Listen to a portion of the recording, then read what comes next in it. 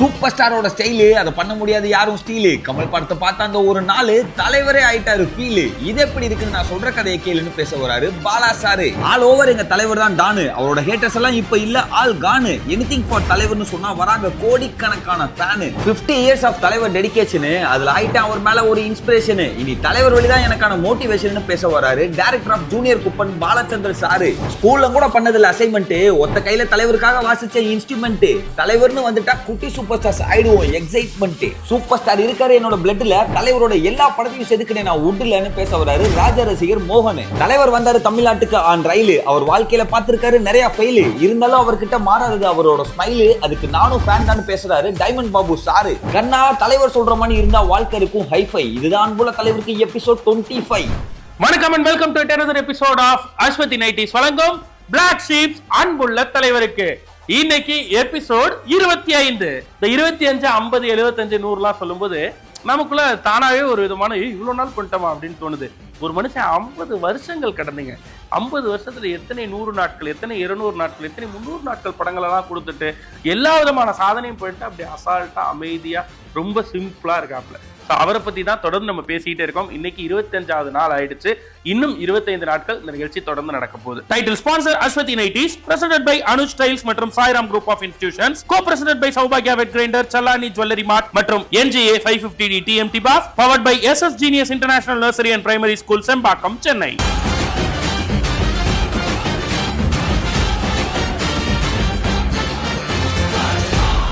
தலைவரோட சில ஸ்டைலெல்லாம் நம்ம ட்ரை பண்ணி பார்த்து தோத்துப்போம். நீங்க எவ்வளவு எக்ஸ்ட்ரீவா ட்ரை பண்ணாலும் அவரை மேட்ச் பண்றது ரொம்ப ரொம்ப கஷ்டம். அதுல ரொம்ப முக்கியமானது இந்த துண்டை சுத்தி தோல்ல போடுறது. இது எப்படி உருவாச்சுன்ற சுவாரஸ்யமான தகவலை நம்ம கூட ஷேர் பண்ணிக்க வரார் பாலான ஆன் தி செக்மெண்ட். இது எப்படி இருக்கு?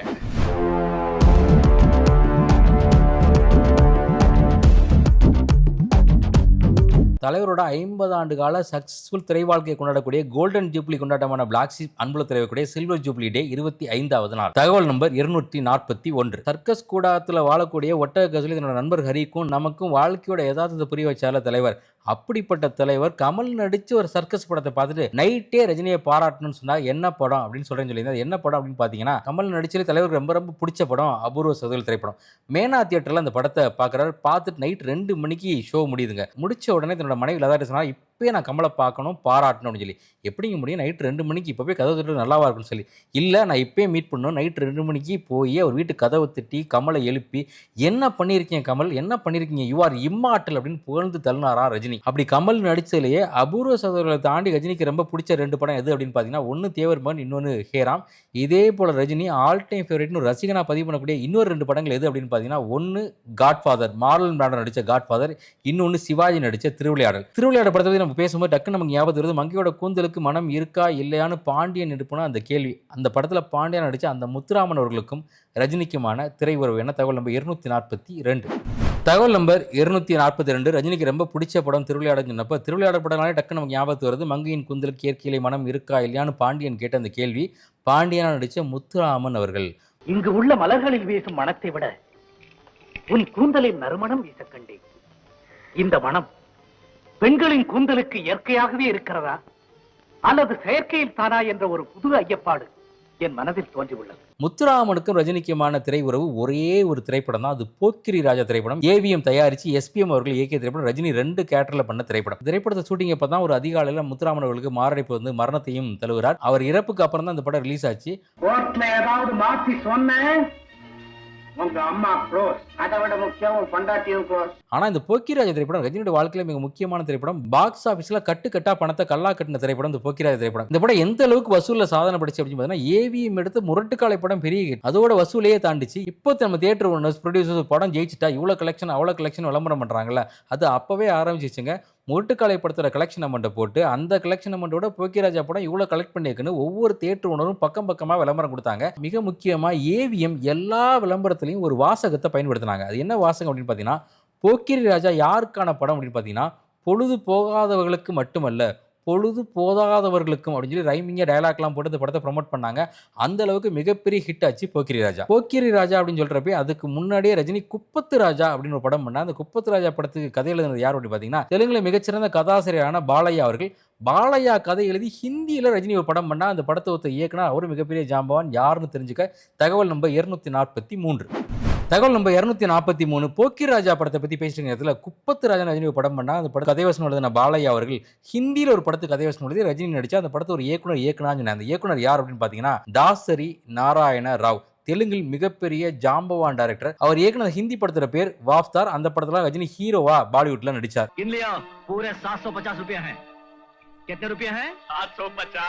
அப்படிப்பட்ட ரஜினி மேல தாசரி நாராயணனுக்கு எவ்வளவு பெரிய மரியாதையும் அன்பும் இருந்ததுங்கிறது ஒரு புத்தக வெளியீட்டுகளால் அவர் பேசும்போது தெரிஞ்சு. நானும் ரஜினி எவ்வளவு க்ளோஸ்ங்கிறது இண்டஸ்ட்ரியிலேயே கொஞ்சம் பேருக்கு தான் தெரியும்.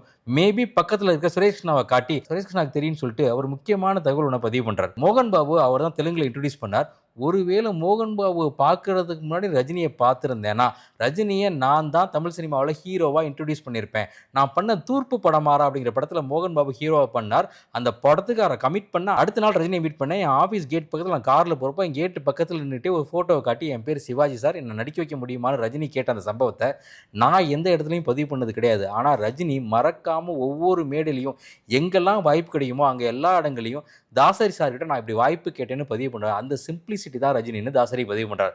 அதை சொல்லிட்டு மிக முக்கியமாக சொல்கிறா, என்னுடைய மனைவி இறந்த பொழுது ரஜினி மட்டும்தான் இண்டஸ்ட்ரியிலேருந்து என் வீட்டுக்கு ஒரு முறை இல்லைங்க 4 முறை தொடர்ந்து வந்து நான் உண்மையிலே நல்லா தான் இருக்கேன்னு செக் பண்ணிக்கிட்டே இருந்தார். அப்படிப்பட்ட உயர்ந்த உள்ளம் கொண்டவர் ரஜினின்னு பதிவு பண்ணுறார். அதை பதிவு பண்ணிட்டு சொல்கிறார், பாட்ஷா படம் இருக்குல்ல, இந்த பாட்ஷா திரைப்படம் தான் தமிழ் சினிமா மட்டும் இல்லைங்க இந்திய சினிமாவோட ஸ்க்ரீன் பிளே ஃபார்மேட்டே டோட்டலாக மாற்றின படம் அப்படின்னு சொல்லி. அதுக்காக நல்லா கவனிச்சு பார்த்தீங்கன்னா இந்தியாவில் இருக்கக்கூடிய எல்லா படங்களையும் எல்லா கமர்ஷியல் படங்களையும் பாட்ஷாவோட டெம்ப்ளேட் இருக்கும். அதனால் நான் சொல்கிறேன், இந்த one and only super star of இந்தியானா அது ரஜினி தான் அப்படின்னு பதிவு பண்ணுறாரு தாசரி நாராயண ராவ். அப்படி தாசரி நாராயண புகழ்ந்து பேசின பாட்ஷா திரைப்படத்தில் வசனகர்த்தாவான பாலகுமாரன் அந்த படத்தோட கதை டிஸ்கஷன் அப்போ நடந்த ஒரு சுவாரஸ்யமான சம்பவம் சொல்கிறார். என்னன்னு தெரிஞ்சுக்க தகவல் நம்பர் 244. தகவல் நம்பர் 244. பாலகுமாரன் மிகச்சிறந்த நாவலாசிரியர். தமிழ் எழுத்துலகத்தில் அவருக்குன்னு தனி மரியாதையே உண்டு. அவர் தமிழ் திரைப்படங்கள் நிறைய படங்களுக்கு கதை வசனமும் எழுதியிருக்கார். அதில் மிக முக்கியமான திரைப்படம் இந்த பாட்ஷா திரைப்படம். பாலகுமாரன் தமிழில் இயக்குன ஒரே திரைப்படம் பாக்யராஜ் அவர்கள் நடித்த இது நம்ம ஆளு திரைப்படம். அப்படிப்பட்ட பாலகுமாரன் பாட்ஷா படத்தில் கதை வசன டிஸ்கஷனுக்காக போனப்போ அவர் சுரேஷ் கிருஷ்ணா ரஜினி சார் மட்டும் இருக்காங்க. ஹோட்டலில் ரூமு, அங்கே ஒரு 3 சீட்டர் சோஃபா இருக்குது, 2 சிங்கிள் சீட்டர் சோஃபா இருக்குது. ஒரு சிங்கிள் சீட்டர் சோஃபாவில் சுரேஷ் கிருஷ்ணா உட்காரா, இன்னொரு சிங்கிள் சீட்டரில் ரஜினி உட்காரா, இந்த பக்கம் 3 சீட்டரில் பாலகுமாரன் உட்காரா. கதை வசனம் பேச ஆரம்பிங்க, டிஸ்கஷன் போயிட்டே இருக்கு. டிஸ்கஷன் போயிட்டு இருக்கும்போது அப்படியே பாலகுமாரன் எந்திரிச்சு அப்படி மடிச்சு கட்டி நின்றுகிட்டே கதை சொல்ல ஆரம்பிக்காரு. அப்படி நின்றுகிட்டே அப்படி சுற்றி வராங்க. அவர் எந்திரிச்சுன்னொடனே ரஜினி சாரும் எந்திரிச்சு நின்றார். அப்படியே அந்த சோஃபா அப்படி சுற்றி பேசிட்டே வராங்க. அந்த வேகத்தில் பாலகுமாரன் அந்த சிங்கிள் சீட்டர் சோஃபா ரஜினி எந்த சோஃபாவில் உட்காந்தாரோ அந்த சோஃபாவில் உட்காந்துட்டாரு. கதை கண்டினியூ ஆகிட்டு இருக்கு. சுரேஷ் கிருஷ்ணா அந்த பக்கம் இருந்து இல்லை அது ரஜினி சோஃபா எந்திரிங்க கை காட்டினோடனே இவர் கதையில் ஏதோ சேஞ்ச் சொல்கிறாரு போல அப்படின்னு பார்க்க இல்லை அது ரஜினி சோஃபா எந்திரிங்கன்னு பக்கத்தில் காதை வந்து கிடைக்கிறார். இது ரஜினி கவனிச்சுட்டு என்ன அது என்ன என்ன என்ன என்ன சொல்கிறீங்க அப்படின்னே, இல்லை சார் உங்கள் சோஃபாவில் உட்காந்துட்டாரு எந்திரிக்க சொல்லி சொல்கிறேன் அப்படின்னப்போ ரஜினி சொன்னாரா, அது என்ன அரியணையாங்க, அது சாதாரண சோஃபா, யார் வேணாலும் உட்காரலாம், நீங்கள் அங்கே உட்காருங்க நான் இங்கே உட்காருன்னு சொல்லி உட்கார வச்சு கதை கண்டினியூ ஆகுது. அதுக்கப்புறம் பாலகுமாரன் சொன்னதான் மிக முக்கியமான செய்தி. அதுக்கப்புறம் அன்றைக்கி நாள் முழுக்க ரஜினி உட்காந்து அந்த சோஃபாவில் ரஜினி உட்காரவே இல்லையா, கடைசி வரைக்கும் நின்றுட்டே இருந்தாராம். ஏன்னா நம்ம ஒரு சோஃபாவில் உட்காந்து அது நம்ம சோஃபா நினச்சி அவங்க ஒரு டிஸ்கம்ஃபர்ட்டுக்கு போகிறாங்கன்னு சொல்லி அந்த டிஸ்கஷன் முழுமைக்கும் நின்றுக்கிட்டே பேசினாராம் ரஜினி. இதை பதிவு பண்ணிட்டு பாலகுமாரன் சொல்கிறார், அப்படி ஒரு நடிகரை என் வாழ்நாளில் முன்னும் பின்னும் பார்த்தது இல்லை அப்படின்னு சொல்லி. எப்படி பாலகுமாரனுக்கு அத்தனை பெரிய மரியாதை கொடுத்தாரோ ரஜினி, அதே போல் இன்னொரு கதை வசனகத்தாக்கும் ஒரு மரியாதை கொடுத்தார். அது ரொம்ப இன்ட்ரெஸ்டிங்கான செய்தி, அது அவர் சொல்லவே கேட்கலாம். தகவல் நம்பர் 245. தகவல் நம்பர் 245. பாலகுமாரனுக்கு கொடுத்த மரியாதை மாதிரி இன்னொரு வசனகத்தாக்கும் தலைவர் ஒரு மரியாதை கொடுத்தார், ஒரு கம்ஃபர்ட் கொடுத்தார். யார் அது அப்படின்னு சொல்றீங்கன்னா, யார் அது அப்படின்னு பார்த்தீங்கன்னா திரு கிரேசி மோகன் அவர்கள். அருணாச்சல படத்தில் கதை டிஸ்கஷனுக்காக கிரேசி மோகன் போறார். கிரேசி மோகனுக்கு வெத்தலை சீவல் போடக்கூடிய பழக்கம் வந்து உண்டு. முதல் நாள் கதை டிஸ்கஷனில் உட்கார, அது ரொம்ப வெண்மையான இடம், சுற்றி ரொம்ப அவ்வளோ நீட்டாக இருக்குது. வெத்தலை சீவல் போட்டு எங்கே துப்புன்னு தெரியல, பாத்ரூம் போனால் கூட அவ்வளோ வெயிட்டாக இருக்குது. முதல் நாள் கஷ்டமாக இருக்குது, 2ஆம் நாள் கஷ்டமாக இருக்குது, 3ஆம் நாள் கஷ்டமாக இருக்குது. அவர் அதை பதிவு பண்ணுறார். எனக்கு ஏன்டா இந்த படம் ஒத்துக்கிட்டோங்கிற அளவுக்கு எனக்கு கோவம் வந்துருச்சு. ஏன்னா எனக்கு வெத்தலை சீவல் போடாமல் யோசிக்கவே வராது, அவ்வளோ டென்ஷன் ஆகிறேன். 4வது நாள் ரஜினி கிரேசி மோகன் கிட்ட, நீங்கள் வரும்போதெல்லாம் கையில் ஒரு பை கொண்டு வரீங்க, பையில் என்ன தான் இருக்குன்னு கேட்டிருக்காரு. அப்பா கேட்டார், மொத்தத்தை சொல்லிட வேண்டியதான்னு சொல்லி, இது எனக்கு வெத்தலை சீவல் சார், இது போட்டால் எனக்கு கதை எழுத வரும், எனக்கு எழுதவே வரல, 3 நாள் பயங்கர கஷ்டத்துக்கு நீ கேட்டேன்னு சொல்கிறீங்கன்னு புலம்பி தள்ளிட்டாரா. ரஜினி சொன்னாரா, இதில் என்ன பிரச்சனை இருக்குது? இல்லைங்க இவ்வளோ இடம் சுத்தமாக இருக்குது, நான் வெத்தலை சீவல் போட்டு எங்கெங்கே துப்ப? மேலே துப்ப முடியாது, கீழே போனால் ஒரு பெரிய நாய் வச்சுருக்கேன், அதை பார்த்தாலே எனக்கு பயம், நாய்க்கு எனக்கு ஒத்தே வராது, அதனால் கீழேயும் போக முடியல மேலேயும் போகலாம், ரொம்ப கஷ்டப்படுறேன் நானே. ரஜினி சொன்னாராம், டக்குனு வெத்தலை எடுங்க, ஒரு சீவலை வைங்க, சொன்னா பார்த்துறவங்க எனக்கு கொடுங்க அப்படின்னு வாங்கி வாயில் போட்டாராம். இப்போ நான் போடுற மாதிரி நீங்களும் போடலாம், எங்கே வேணாலும் துப்பலாம், நம்ம படம் முடிகிற வரைக்கும் நீங்களும் நானும் வெத்தலை சீவல் போட்டு தான் டிஸ்கஸ் பண்ணுறோன்னு சொன்னாராம். அப்படி ஒரு கம்ஃபர்ட் அந்த எழுத்தாளர் கொடுத்து உருவான படம் தான் அருணாச்சலம் திரைப்படம். அப்படிப்பட்ட அந்த அருணாச்சலம் திரைப்படத்துக்கு கதாவசனம் எழுதுன்னு கிரேசி மோகன் கேட்டப்போ கிரேசி மோகன் சொன்னாரா, கண்டிப்பாக எழுதுறேன் சார், ஆனால் கமல் சார்கிட்ட ஒரு வார்த்தை கேட்டுட்டு எழுதுறேன், ஏன்னா என்ன சினிமாவுக்கு கூப்பிட்டு வந்து கமல் சார் தான், இங்கே எழுதணும் அப்படின்னா அவர்கிட்ட ஒரு வார்த்தை கேட்டுக்கிறேன், அதை நான் ஆல்ரெடி கேட்டுட்டேன், கமலும் ஓகே சொல்கிறேன், நீங்களும் ஒரு தடவை கேட்டுக்கங்கன்னு சொன்னார் தலைவர். கமல் சார்கிட்ட போய் கேட்டப்போ கமல் சார் சொன்னாரா, அது 63 நாயன்மார்கள் வேலை பார்க்குற இடங்க, நீங்களும் நாயன்மாராக போயிட்டு வாங்க, ஒரு தப்பு இல்லைன்னு சொல்லி கிரேசி அனுப்பிச்சு வச்சாராம். கிரேசி மோகன் கதாவசனம் எழுதி ஹிட்டான படம் தான் அருணாச்சலம் திரைப்படம். அந்த 3000 கோடி ரூபாய் உனக்கு வேணும்னு சொன்னா 30 நாள்ல 30 கோடி ரூபாய் செலவு பண்ணணும். அப்படி அருணாச்சலம் படத்துக்கு கதை வசனம் எழுதுனதுனால கிரேசி மோகனுக்கு ஜப்பான்ல கிடைச்ச மரியாதை என்னன்னு தெரியுமா? தெரிஞ்சுக்க தகவல் நம்ம 246. இது எப்படி இருக்கு? இந்த செக்மெண்டோட அடுத்த 5 தகவல்கள் கொண்ட ஃபுல் எபிசோட் பிளாக் ஷிப் வேலி OTT-ல அவைலபிளா இருக்கு. இப்பவே பிளாக் ஷிப் வேலி OTT-ய டவுன்லோட் பண்ணுங்க. தலைவருக்காக நான் பாட போறேன், தலைவருக்காக நான் எழுத போறேன், தலைவருக்காக நான் வரைய போறேன், நான் ஆளாளுக்கு ஒவ்வொரு விஷயத்த நான் பண்றேன் முன் வந்து பண்ணக்கூடிய இந்த செக்மெண்ட் எனிதிங் ஃபார் தலைவர்.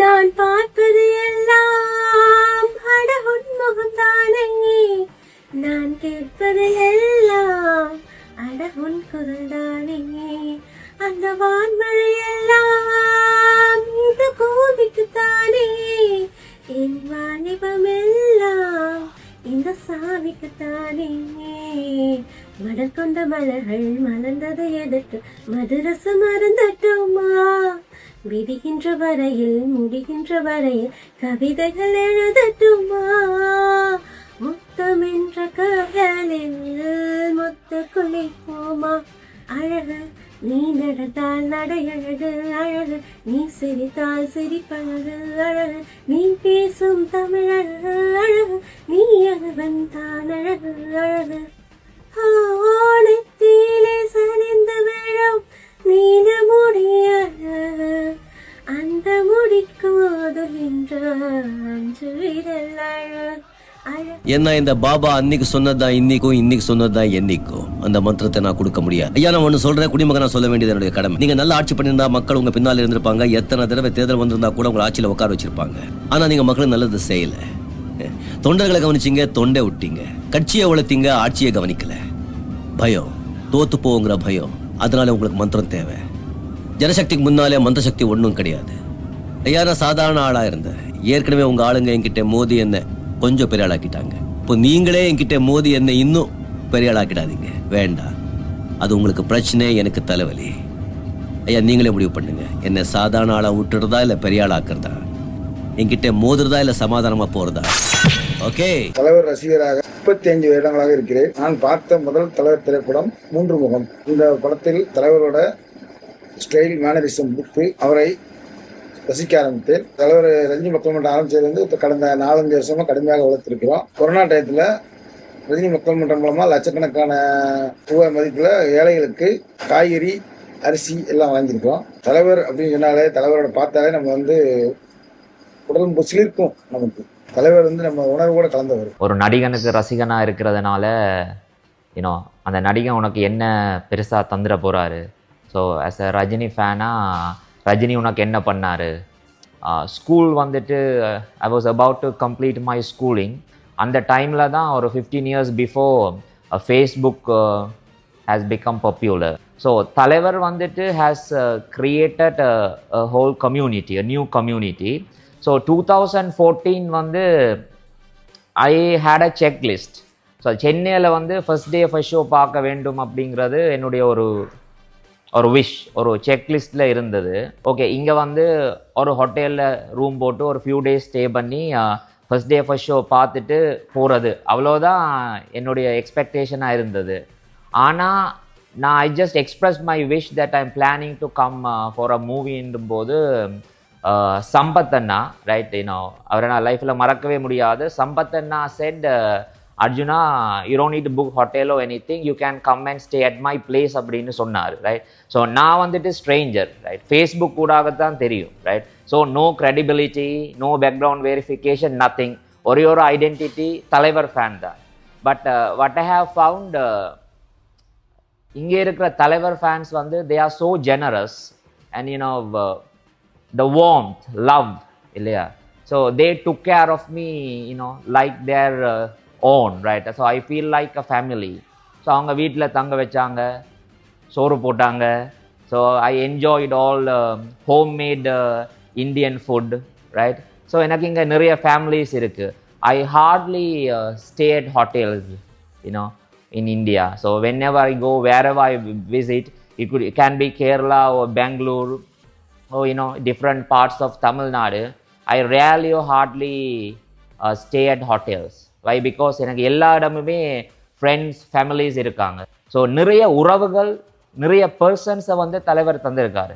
ஸோ நாங்கள் வந்து we are helping each other morally, professionally, education wise, and even financially. We all are supporting each other and we are productively growing, together. So அந்த எக்கோசிஸ்டம், அந்த கம்யூனிட்டி, நிறைய உறவுகளை தந்திருக்காரு தலைவர். And தலைவர் has given me a country. That's all I can feel. நான் இப்போ இந்தியாவில், சென்னையில் இருந்தாலும் I feel like I am staying at my home. I feel like I am staying with my own people. So they are warmth, love and all, like it's beyond words. நான் இப்போ சென்னை வந்ததுக்கு ஒரே reason வந்து தலைவர் தான். கூலி வந்து first day first show. அந்த ஃபர்ஸ்ட் டே ஃபர்ஸ்ட் ஷோன்றது வந்து ஒரு படம் ஷோ இல்லை, அது எங்களுக்கு ஒரு எமோஷன் மாதிரி. So I don't want to miss it. So அதுக்கு தான் நான் வந்து எக்ஸ்க்ளூசிவாக வந்து கூலி வந்து சென்னையில் ஃபேன்ஸ், ஃபேமிலி, ஃப்ரெண்ட்ஸோடு பார்க்கணுன்னு சொல்லிட்டு சிங்கப்பூர்லேருந்து வந்திருந்தேன்.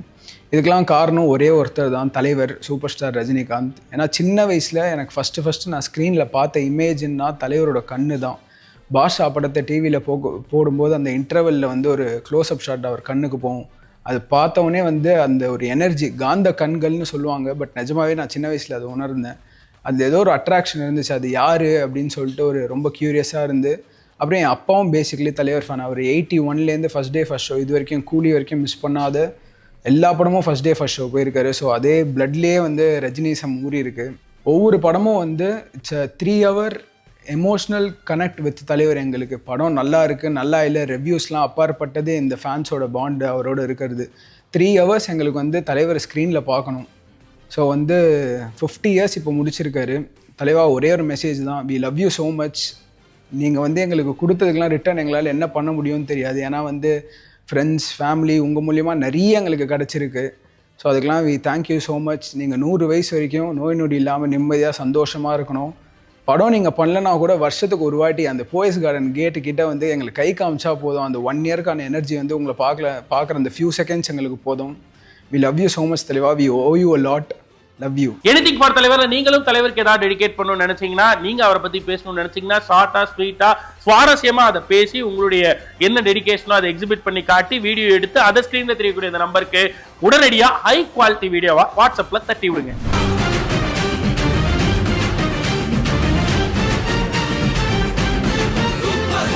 தலைவருடைய படங்களை பார்க்குறப்ப நமக்கு மனசும் நிறைஞ்சிரும், வயிறும் நிறைஞ்சிரும். அப்படி மனசையும் நிறைக்கக்கூடிய, வயிறையும் நிறைக்கக்கூடிய 2 பிசினஸ் எடுத்து பண்ணக்கூடிய ஒருத்தர், the joint director and partner of junior Kuppanna. அது மட்டும் இல்ல, ஸ்டார்ட் அப் சிங்கம் அப்படின்ற அந்த ஒரு நகர்வின் மூலமா ஒரு பெரிய புரட்சியையே தொழில்துறையில ஏற்படுத்திட்டு இருக்கக்கூடிய ஒருத்தர்.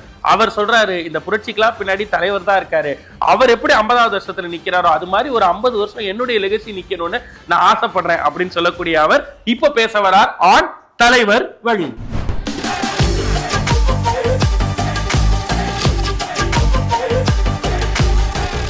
ஐ திங்க் இந்த லாஸ்ட் 30 இயர்ஸாக நான் ஒரு படம் வந்து ஃபர்ஸ்ட் ஷோ பார்த்துட்ருக்கேன்.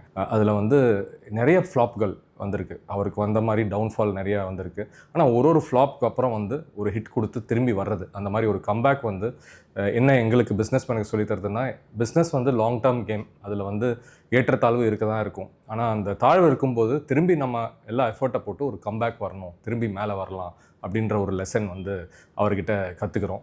3வது வந்து பார்த்திங்கன்னா, நான் வந்து ஒரு மார்க்கெட்டிங் ரொம்ப எனக்கு பிடிச்ச ஒரு சப்ஜெக்ட். ஸோ அதில் பிராண்டிங் அண்ட் மார்க்கெட்டிங்கில் முக்கியமானது செக்மெண்டேஷன், டார்கெட்டிங் அண்ட் பொசிஷனிங்னு சொல்லுவாங்க. ஒரு கஸ்டமர் செக்மெண்ட்டை பிரிச்சுட்டு அதை டார்கெட் பண்ணி எப்படி நம்மளை பொசிஷன் பண்ணிக்கிறது அப்படின்னு. இதில் ரஜினிகாந்தை பொறுத்த வரைக்கும் அவரோட செக்மெண்ட் வந்து எல்லா தமிழ் மக்கள் தான். ஆனால் அதில் டார்கெட்டிங் எப்படி பண்ணாருன்னு பார்த்தீங்கன்னா, அங்கே இருக்கிறப்போ அவர் வந்த ஸ்டேஜில் வந்து எம்ஜிஆர் சார் இருந்தார், சிவாஜி சார் இருந்தார், கமல் இருந்தார்.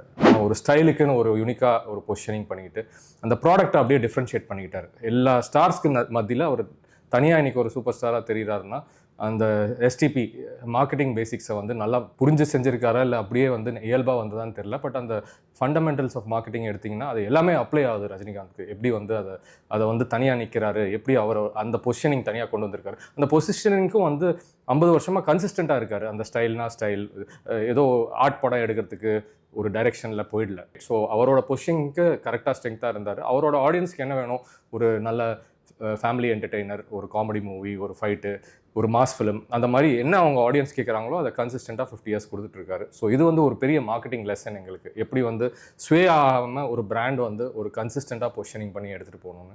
இது மாதிரி வந்து அவர்கிட்ட கற்றுக்கிட்டது நிறையா இருக்குது. நாங்கள் ஆஸ் ஜூனியர் குப்பனா இப்போ வந்து 65th இயர் இந்த இயர் நாங்கள் ஆஸ் அ பிராண்டாக இருக்கோம்.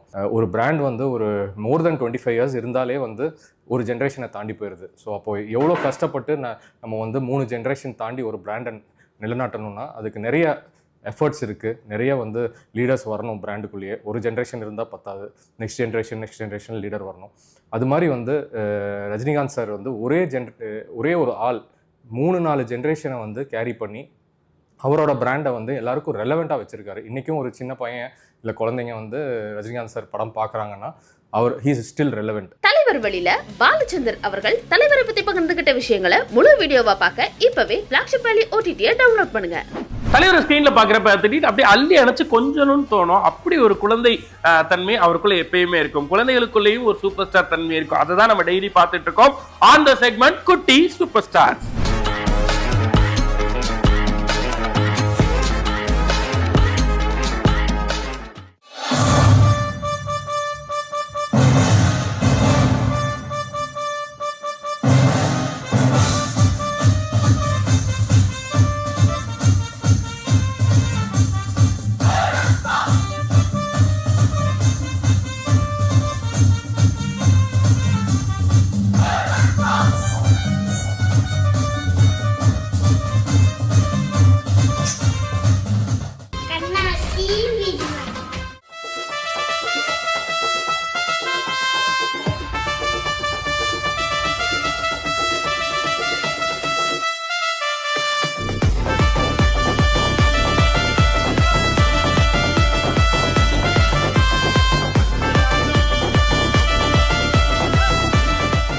குட்டி சூப்பர் ஸ்டார்ஸ்ல எங்க வீட்டு குட்டீஸும் இருக்கணும், என் வீட்டு பக்கத்து வீட்டு குட்டீஸும் இருக்கணும் அப்படின்னு நீங்க நினைச்சீங்கன்னா அவங்கள ஏதாவது ஒன்று பெர்ஃபார்ம் பண்ண வச்சு அந்த டெடிகேஷன் வீடியோவை இந்த ஸ்கிரீன்ல தெரியக்கூடிய நம்பருக்கு வாட்ஸ்அப்ல ஹை குவாலிட்டி வீடியோவா தட்டி விடுங்க.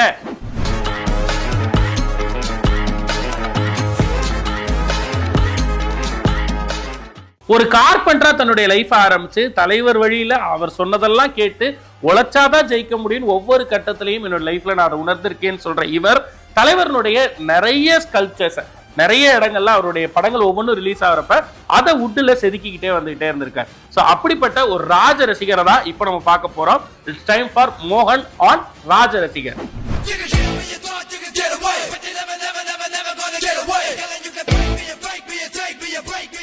என் தலைவரை ரொம்ப பிடிக்கும் அப்படிங்கிறதுக்கு நான் ரொம்ப மகிழ்ச்சி அடைகிறேன். ஏன் அப்படின்னா நான் வந்து இந்த கார்பெண்டர் வந்து 10 வயசுல வேலைக்கு போனேன். 10 வயசுல இருந்து அவர் படங்களை பார்த்து நான் அந்த வேலைகளை கற்று படிப்படியாக முன்னேறிட்டு வந்தேன். அவர் மூலியமா தான் நான் அந்த வேலையை கற்று உழைத்து நான் அதை கத்துக்கிட்டு படிப்படியா மேல வந்தேன். எங்க தலைவர் எப்படி ஒவ்வொரு படத்தையும் ஸ்டைலா செய்யறாங்க, அது மாதிரி நானும் ஒவ்வொரு படத்துக்கும் அவர் தலைவரை டிஃபரெண்டா செஞ்சு வைக்கணும்னு ஆசைப்பட்டதான் செய்ய ஆரம்பிச்சேன். ஒரு படத்துல பாத்தீங்கன்னா 3D எஃபெக்ட்ல ஃபேஸ் பார்த்தா முன்னாடி இருந்து பார்க்க தெரியாது, ஆனா கிட்டக்கா பாத்தீங்கன்னா ஃபேஸாவே தெரியும். அது ஒண்ணு செஞ்சிருக்கேன். இன்னொன்று பாத்தீங்கன்னா 10,000 ஸ்க்ரூ அடிச்சு அப்படி ஒரு முகமா கட்டியிருக்கேன். இன்னொன்று பாத்தீங்கன்னா மக்களை விட்டுல பீஸாவே ஆக்கி அவர் உருவமா கட்டியிருக்கிறேன். இந்த மாதிரி நிறைய வேலை செஞ்சிருக்கேன். அதுக்கோசரம் நிறைய மெனக்கெட்டு ஒரு படம் வந்தா 1 மாசம் முன்னாடி நான் ப்ரிப்பேர் ஆவேன். என்னடா பண்ணலாம்னு ஐடியா பண்ணி ஒரு விஷயத்தை செய்வோம்.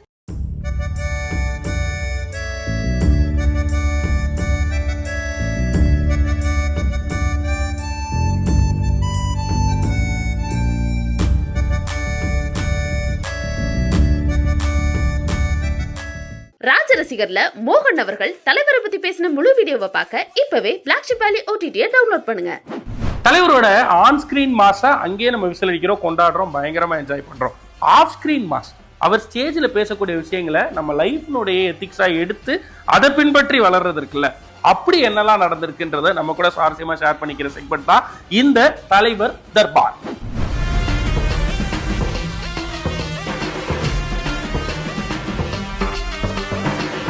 இதுக்கு முன்னாடி என் லைஃப்ல ரஜினிகாந்த் என்னோட அம்மா வந்து பயங்கரமான ஒரு பயங்கரமான நல்ல, அதாவது ஃபர்ஸ்ட் டே ஃபர்ஸ்ட் ஷோ போக மாட்டாங்க, பட் ரஜினி ஃபேன் அப்படிங்கிற மாதிரி. ரஜினி ஃபேன்ன்றதை விட ரஜினி என்னோட அண்ணன்.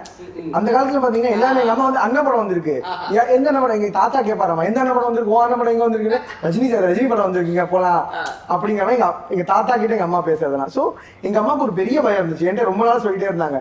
எப்படின்னா மனிதன் படம் பார்த்துட்டு நான் அமாவாசையில பிறந்தேன். சோ மனிதன் படத்துல வந்து ரஜினி வந்து அமாவாசையில பிறந்து திருடனா மாறிடுவான் அப்படிங்கிற மாதிரி ஒரு ஸ்டோரி பிளாட்டே அதுதான். அப்ப எங்க அம்மா ரொம்ப பயந்தேன் நானு, இனிஷியலா நீ அமாவாசை அதெல்லாம் இந்த மாதிரி திருடலாம் மாட்டேன் அப்படின்னு சொல்லியாரு. ஆமா ஆமா. சோ இட்ஸ் லைக் அது வந்து எப்படின்னா ஒரு கனெக்ட், அந்த போன ஜெனரேஷன்ல இருந்தே ஒரு கனெக்ட் ஆரம்பிச்சது படையப்பால. எனக்கு ரொம்ப பிடிச்சது, ரொம்ப பெக்யூலியரான படம்னா குசேலன். எனக்கு குசேலன் பிடிக்கணும். எனக்கு எப்படின்னா சிவாஜிக்கு அப்புறம் ஒரு படம் பண்றாரு, இவ்வளவு மாசா ஒரு படம் பண்ணிட்டாரு. சிவாஜி மாதிரி நார்த்ல ரிலீஸ் ஆன படமே கிடையாது. அதுக்கடுத்து ஒரு படம் பண்றாரு, அவரோட ஒரு குருநாதருக்காக ஒரு படம் பண்றாருன்றப்பயே அதுலயே நான் விழுந்துட்டேன். லைக் இந்த மனுஷன் இதை வச்சு how he is creating is own, like அந்த ஒரு ஆரா செட் பண்றாரு. அந்த படமே எனக்கு ரொம்ப பிடிச்ச கதை. ஏன்னா அவர் அந்த ஒரு ஸ்டேஜ்ல அவர் கதை சொல்லுவாரு. ஆக்சுவலா அவர் உண்மையான கதை. என் ஃப்ரெண்ட் வந்து என்னோட இதை வந்து வித்து எனக்கு வந்து அனுப்பிச்சு விட்டான். அது ஒரு சொல்லும் போது அங்க இருந்து அந்த குழந்தைங்களோட சேர்த்து நானும் அந்த டைம்ல வந்து வரும், லைக் அதே 90s கிட்ன்றதுனால அது பார்க்கும்போது இது அதுக்கப்புறம் ரேட்ரா உண்மை தெரிஞ்சு ரொம்ப ஃபீல் பண்ண இதெல்லாம் வந்து அதுல இருந்து ஆரம்பிச்சு அதுக்கப்புறம் இட் இஸ் கீப் ஆன் தலைவர் அப்படியே நம்ம கூட்டிட்டு போயிட்டு இருக்காரு. அவன் காதல இருந்த 2 கடுக்கதையும் வித்து என்ன மட்டாசுக்கு அனுப்பி வச்சா. தலைவர் தர்பார்ல தலைவருடைய ஆஃப் ஸ்கிரீன் மாஸ் பத்தி பேசின முழு வீடியோவை பார்க்க இப்பவே Black Sheep Valley OTT-யை டவுன்லோட் பண்ணுங்க. ஒவ்வொரு துறைக்கும் இவர் ஒரு முத்துங்க, இவர் ஒரு பவளங்க அப்படின்னு சொல்லுவாங்க. பிஆர்ஓ துறைக்கு இவர் ஒரு டைமண்ட்னு சொல்லலாம். அப்படிப்பட்ட ஒருத்தர், ஒரு லாங் லெகசி கொண்ட தமிழ் சினிமாவோட ரொம்ப முக்கியமான ஒரு லெஜெண்டரி பிஆர்ஓ. அவர் சொல்றாரு, நான் தலைவர் ஃபேன் தாங்க, அவர்கிட்ட எவ்வளவு விஷயங்களை வியந்திருக்கேன்னு. அப்படி அவர் சொல்ல போற இந்த செக்மெண்ட் தான் நானும் ஃபேன் தான்.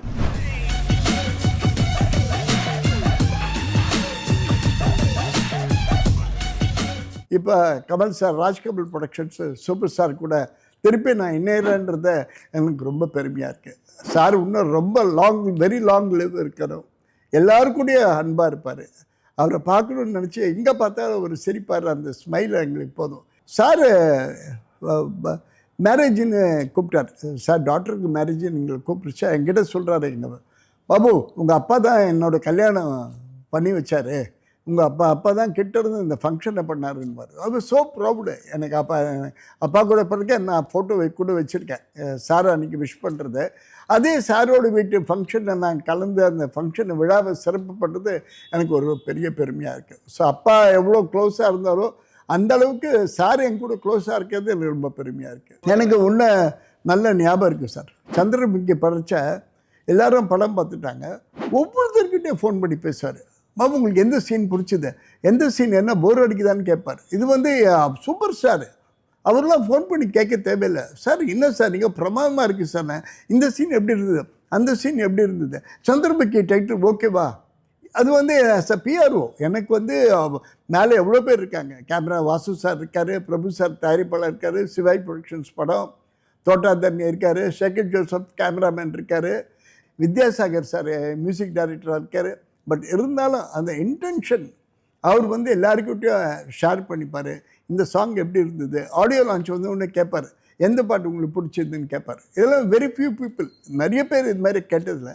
பட் சூப்பர் ஸ்டார் இன்வால்வ் ஆகிட்டு எங்களை அணைச்சிட்டு போகிற விதம் எனக்கு ரொம்ப பெருமையாக இருக்குது. நானும் ஃபேன் தான்ல. PRO டைமண்ட் பாபு அவர்கள் தலைவரை பத்தி பகிர்ந்துகிட்ட விஷயங்களை முழு வீடியோவா பார்க்க இப்பவே பிளாக்ஷிப் வேலி OTT டவுன்லோட் பண்ணுங்க. காலைல இருந்து நைட் வரல எப்ப தலைவரை பத்தி பேசினாலும் ஆகிடுவோம் ஹை.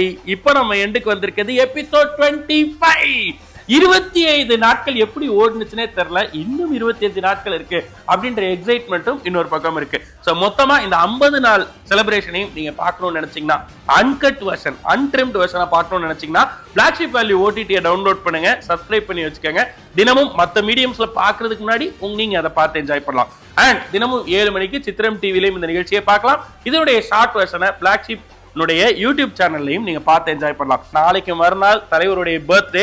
அந்த பர்த்டேவை ரொம்ப ஸ்பெஷலாக்குற விதமா இதுவரையிலும் வந்திருக்கக்கூடிய நம்முடைய 26 எபிசோடுகளுடைய தொகுப்பை ஒரு மேரத்தானா நம்ம பார்க்க போறோம் ஆன் சித்திரம் டிவி அண்ட் பிளாக்ஷிப் யூடியூப் சேனலிலும் கூட. சோ நாளைக்கு நைட் 12 மணிக்கு, அதாவது டிசம்பர் 11 நைட் 12 மணிக்கு ஆரம்பிச்சு டிசம்பர் 12 நைட் 12 மணி வரையிலும் 24 மணி நேரம் தொடர்ந்து ஒரு மேரத்தானா நீங்க தலைவரை பத்தி பார்த்துக்கிட்டே இருக்கிறதுக்கான ஒரு மொமெண்ட்டை கிரியேட் பண்ணி கொடுக்க போகுது பிளாக்ஷிப். சோ மறக்காம பார்த்து ரசிங்க.